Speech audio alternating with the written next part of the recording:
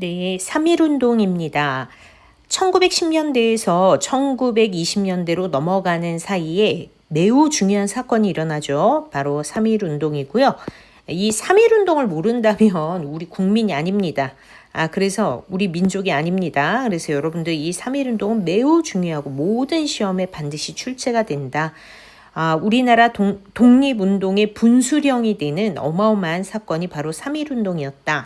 자, 그러면 1919년 무단 통치 10년 만에 일어난 이 3.1운동에 대해 우린 무엇을 알아야 할까요? 먼저 3.1운동 이런 엄청난 무단 통치 하에서 이런 엄청난 만세의 운동이 일어나게 되는 배경과 그리고 전개 과정 그리고 무엇보다도 3.1운동의 영향 이렇게 세 가지를 중심으로 3.1운동에 대해 살펴보도록 하겠습니다. 흐름 잡는 연표를 보니 3.1운동 직전에 28 독립선언이 있었고요. 3.1운동이 시작되고 나서 제암리 사건이라는 게 있네요. 이 3.1운동을 대표하는 그런 사건이라고 할 수 있겠죠. 탄압사건. 자, 그러면 3.1운동의 배경부터 교과서를 보며 한번 살펴보도록 하겠습니다. 3.1운동은 여러분들 그 교과서 34쪽입니다. 34쪽. 자, 3.1운동의 가장 중요한 배경 중에 하나는 뭐냐? 바로 이 정세. 국제 정세가 매우 중요합니다. 국내외에서 일제히 저항하는 민족운동이 이어지는 가운데 국제 정세의 변화가 나타났다. 자, 세계의 흐름이 바로 우리 편이라는 그런 확신이 섰기 때문에 이런 일을 준비할 수 있었던 거겠죠. 1차 세계대전이 끝나고 미국 대통령 윌슨이 파리 강화회의를 앞두고 민족 자결주의를 주장하였다. 너무 중요한 얘기입니다. 민족 자결주의. 민족 자결주의라는 것은 어느 민족이든지 그 민족의 운명을 스스로 결정할 권리를 가지고 있다는 것인데 이것이 신한청년당의 독립운동가들에게 알려지게 됩니다. 우리 민족의 운명은 우리 스스로 결정하지 못하고 있는 상황이었죠. 그래서 만약에 우리의 입장을 세계에 알릴 수만 있다면은 어떤 세계적인 도움을 얻어 독립을 쟁취할 수 있으리라는 확신을 얻게 됩니다. 또 하나, 1917년 러시아에서 사회주의 혁명이 일어나게 되죠. 이후 소비에트 연박 소비에트라고 하는 소련이라는 최초의 사회주의 국가가 탄생되게 되는데요. 그 혁명을 주도했던 레닌이라고 하는 인물이 식민지와 반식민지의 민족 해방운동 지원을 선언을 하게 됩니다. 여러분들 알다시피 사회주의에서 가장 강조하는 그런 가치는 바로 평등이죠. 그치? 근데 이 당시 사회는 제국주의 침략 밑에 제국주의 국가들이 약소민족을 식민지로 지배를 하고 있었어. 이게 불평등한 구조죠. 국제사회 구조 자체가. 그렇기 때문에 바로 이 사회주의는 이 약소민족 식민지를 지원해 주겠다고 선언을 하게 된 거죠. 이런 가운데 상하이 신한청년당의 당에서는 김규식이라고 하는 인물을 파리 강화회의의 대표로 파견을 하게 되는데 이 작은 인물이 파리 강화회의에 파견한다고 국제사회가 우리에게 주목해 줄 일이 아니죠. 그래서 이 신한청년당에서 어떤 전략을 세우게 되느냐. 김규식은 파리 강화회의로 이렇게 파견을 시키지만 각 인물들을 각지에 있는 독립운동가들에게 다 보내는 거야. 그래서 우리 민족을 알릴 수 있는 우리의 처지를 알릴 수 있는 그리고 우리가 얼마나 독립을 열망하는지를 국제사회에 알릴 수 있는 이벤트를 마련하기 위해 열심히 신한청년당에서 파견을 하게 됩니다. 장덕수 도쿄, 선우역 평양 나오죠. 여운형은 연해주의 우수리스크, 니콜리스크 이런 식으로 쭉 파견이 되게 됩니다. 이런 가운데 드디어 히트 치는 사건이 하나 벌어지게 되는데요. 일본 도쿄에서 유학생들이 최후의 한 명까지 투쟁할 것을 선언하는 독립선언서를 발표하게 된다. 이게 그 유명한 28 독립선언입니다.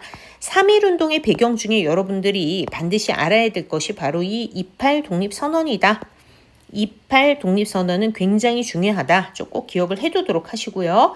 자, 여기서 뭐 굳이 여러분들이 꼭 기억해야 된다거나 민족 자결주의, 그리고 28 독립선언 이런 것들이 3.1운동의 배경이다. 이제 국제 정세라는 거 이해가 되셨죠? 여기에 국내에서 1919년 1월 고종이 갑작스럽게 사망을 하게 되는데 이 고종의 죽음을 둘러싼 독살설이 퍼지게 되면서 반일 감정이 상당히 높아지게 되죠. 이에 천도교, 기독교, 불교 등 종교계 인사들과 전문학교를 중심으로 한 학생 세력들이 연대해서 국내에서도 대규모의 만세 시위를 준비하게 됩니다. 이렇게 해서 3.1운동이 일어나게 됩니다. 이들은 사람들이 많이 모이는 고종의 국장일 즈음에 비폭력 만세 시위와 독립선언을 전개하고 국제사회의 독립을 청원하기로 결정하였다. 선생님, 그 소리가 조금 느릴 수가 있어요, 여러분. 여러분들 빨리 듣는 거 잘 하시는 분들은 1.5배속으로 해서 들으세요. 자, 여기 선생님이 빨간색으로 표시해 놓은 이 내용들을 중심으로 3.1운동의 배경, 종교계와 학생 중심, 종교계와 학생 중심, 고종의 죽음, 28 독립선언, 그다음 국제정세, 민족 자결주의 이런 것들이 3.1운동의 배경이 된다. 자, 여기 아까 그 지도만 봤는데 여운형 등 신한청년당은 미국의 윌슨 대통령에게 독립청원서를 전달하였고 국내와 일본, 러시아 등지로 흩어져 독립운동을 촉발하였으며 독립자금을 모으기 위해 노력하였다. 정말 대단합니다. 자, 그러면 3.1운동은 구체적으로 어떻게 전개가 될까요? 여기서도 키워드에 선생님이 체크를 좀 해드리도록 할게요. 고종의 국장일 이틀 전인 3월 1일, 드디어 3월 1일입니다. 서울을 비롯해 평양, 원산, 의주 등 주요 대도시에서 만세 시위가 일단 시작이 되었습니다. 근데 이 시작을 할 때 민족대표, 아까 종교계 인사 민족대표 33인 이 용어를 좀 알아두세요, 여러분. 민족대표 33인이 나오면 이거 3.1운동입니다. 그 이 민족대표 33인이 원래는 탑골공원에 모여서 같이, 여기 탑골공원이 굉장히 중요한 장소예요. 모여서 같이 시위를 시작하기로 했는데 민족대표 33인이 시위가 과격해질 걸 우려해서 태화관이라는 요리집에 가서 그들끼리 독립선언식을 갖고 종로경찰서에 전화를 해서 그냥 붙잡혀 가버려. 결국 탑골공원에 모여있던 학생과 시민들도 자기네들끼리 독립선언서를 낭독한 후 독립만세를 부르며 거리로 나가 행진하기 시작하였다. 여기서 포인트가 되는 것은 결국 시위는 학생들이 주도했다는 거. 이게 포인트죠. 학생이 시위의 주도 세력이었다는 거. 이로 말미암아 1920년대에는 60만세운동이나 또 1929년에 광주학생 항일운동과 같은 학생이 주도하는 대규모의 만세 시위가 또 2차례 더 일어나게 됩니다. 비폭력 평화 시위였음에도 불구하고 시위대가 수천 명에 이르자 일제는 군대를 투입하여 무력으로 진압했다. 와, 나쁘다. 3.1운동의 열기는 철도와 간선도로를 따라, 이게 길이죠. 인근 도시와 농촌으로 빠르게 퍼져나갔고, 도시, 농촌으로 이제 확산이 되어 3월 중순 이후 전국으로 확산이 되었다. 도시에서는 학생들이, 도시의 모습을 상상해 보세요. 학생들은 독립선언서를 낭독하고 동맹 휴학을 통해서 저항을 하고요. 상인들은 상점의 문을 닫고 노동자는 동맹 파업을 하고, 농촌으로 가면 고종의 장례식에 참석하였던 학생, 지방 유지들, 지방에서 유력한 사람들, 이런 사람들이 주도를 해서 장날 장터에서 만세 시위가 일어나고, 이렇게 대도시에서 볼게요. 3.1운동은 전개 과정이 이제 대도시에서 중소도시, 그리고 농촌까지 이렇게 쭉 확대되어 나가게 된다. 특히 농촌으로 가게 되면 여기까지는 그래도 평화적인 모습을 보이다가 여기 폭력적인 성격으로 이제 발전을 해 나가게 되죠. 일본이 무자비하게 탄압을 했기 때문에 시위하는 모습 여기 좀 사진들이 나와 있고요. 넘어가 보겠습니다. 만세 시위가 전국화되고 일상화되는 과정 속에서 전문적으로 시위를 주도하거나 지역 간의 시위 연계를 꾀하는 전문가들도 등장을 한다. 이들을 만세꾼이라고 불러요. 만세꾼. 각종 유인물, 경문, 신문은 선전선동의 도구로 이용이 되고 시위 현장에 태극기가 휘날리고 애국가가 재창이 된다. 와, 감동적인 현장이었어요. 일제는 만세 시위가 빠르게 확산되자 병력을 추가로 지원받아 시위를 무자비하게 탄압하고 주동자나 참여자를 체포하고 고문하였다. 그러나 자, 여러분 3.1운동 하면은 그 끔찍한 만행 화성 제암리 사건 기억하시나요? 화성 제암리 사건. 자, 일본군이 주민들을 교회 안에 감금한 후 무차별로 사격을 가하고 불을 지른 사건이죠. 이러한 일제의 만행으로 만세 시위는 점차 무력투쟁으로 변하였다. 이에 농민들은 무기가 뭐야? 낫, 몽둥이, 면사무소나 경찰서를 파괴하고 일본인 지주나 순사들을 응징하였다. 여기까지 여러분들 전개 과정을 쭉 설명을 들으셨는데요. 스코필드라고 하는 사람이 꺼지지 않은 불꽃이라는 책 속에서 그 화성 제암리 사건의 그 참상을 묘사하고 있어요. 한번 읽어볼까요? 논을 따라가다가 모서리를 돌자 잊을 수 없는 광경이 눈에 들어왔다. 마을은 불타 있었고 몇 군데에서는 아직도 연기가 피어오르고 있었다. 아무도 말을 하지 않았다. 모두가 공포에 사로잡혀 있었다. 나는 통역가에게 쌀을 사라고 돈을 조금 쥐어주었고 폐허가 된 교회를 촬영한 후 제암리 교회의 모습이죠. 자, 여러분 이게 있잖아. 여기서 끝나는 게 아니야. 자, 중국, 만주, 상하이, 그리고 러시아의 연해주, 또 시베리아와 미주 지역 등 한국인이 거주하는 대부분 지역, 우리 민족이 살고 있는 모든 대부분 지역에서 만세 시위가 전개된 게 세계로 확대가 된 거죠. 여기 보면 미국의 필라델피아 미주 지역 동포들이 모여 한인 자유대회를 열고 독립선언식과 시가행진을 벌였다. 여기 사진이 나와 있어요. 미국의 필라델피아에서도 한인 자유대회라는 게 열리고 그게 끝난 다음에 가두 시위, 시가행진을 벌이면서 이들이 이제 참여를 한 거죠. 자, 얼마나 많은 사람들이 붙잡혀 갔을까요? 여러분 서대문 형무소들 많이 가보셨죠? 그리고 그 맞은편에 혹시 옥바라지 골목 보셨는지 모르겠어요. 감옥의 주 역할은 수감자를 사회로부터 격리하는 것이다. 하지만 감옥 근처에는 옥바라지 골목이 만들어지고 가족 동료들이 수감자와 지속적으로 관계를 맺은 것은 그 자체로 항일투쟁이라고 할 수 있었다. 자, 가족들이 옥바라지 한 것도 일종의 항일투쟁이다. 옥중투쟁도 이러한 옥바라지가 바탕이 되어야 가능한 것이다. 이건 맞는 말씀이시죠. 그래서 여기 사형장, 여러분들 서대문 형무소에 가면 아마 사형장 보셨을 거예요. 사형된 인원이 493명이었대요. 와.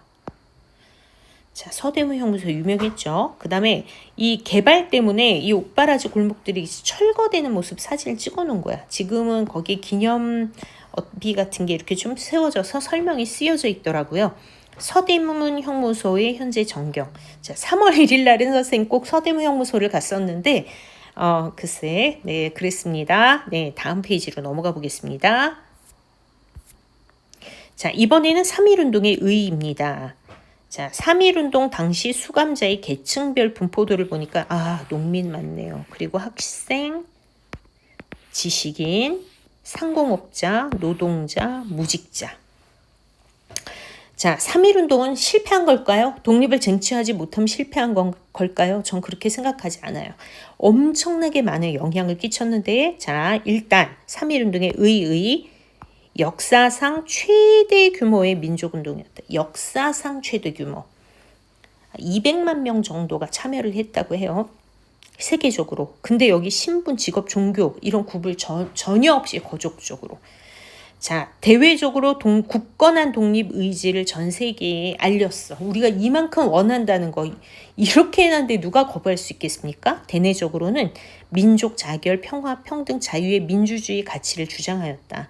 근데 선생님은 여기 덧붙이고 싶은 게 있어. 이걸 통해 우리 민족은 엄청난 자신감을 얻게 되었다는 거죠. 이게 크죠. 자신감. 할 수 있다. 자, 이제 3.1운동을 계기로 일제는 통치 방식을 무단에서 문화정치로 바꾸게 된다. 또 3.1운동에 참여한 학생, 청년, 여성, 노동자, 농민들은 자신들의 사회경제적 위치를 깨닫고 이후에 엄청난 대중운동이 발전을 하게 돼요. 독립을 위한 통일적 지도부가 필요하다는 공감대 아래 공화주의에 입각한 대한민국 임시정부가 수립되고, 이거 항상 시험에 나옵니다. 3.1운동을 계기로 임시정부가 수립된다. 자, 그리고 이 3.1운동은 중국에서 전개된 5.4운동 등 다른 나라, 각국의 민족 해방운동에도 영향을 주었다. 자, 문화 통치로 바뀌었다. 요거. 그리고 대한민국 임시정부가 수립된다. 그리고 자신감을 바탕으로 엄청난 독립운동이 그 이후에 일어나게 되고, 세계의 다른 민족 해방운동에도 영향을 주었다. 유관순 나와 있네요. 유관순 모르시는 분 없죠?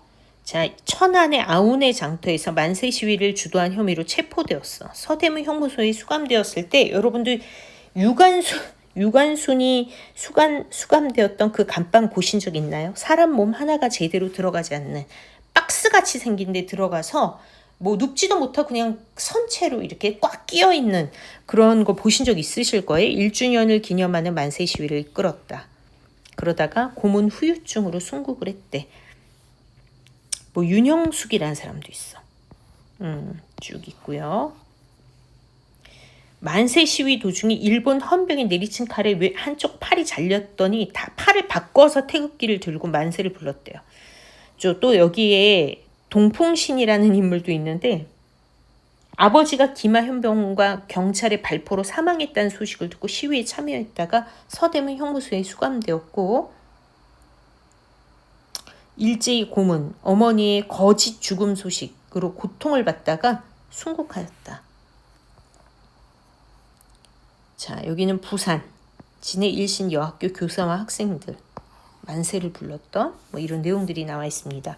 그리고 무엇보다도 이게 3.1운동의 지도를 한번 보세요. 여기 보면 이 점이 찍혀 있는 곳이 시위 발생지이고요. 10,000명 이상 시위 발생지 표시 보이시죠? 시위 발생 건수 이렇게 쭉 나와 있습니다. 어마무시하네요.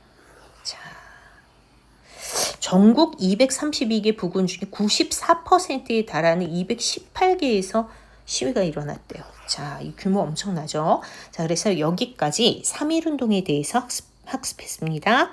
이상입니다.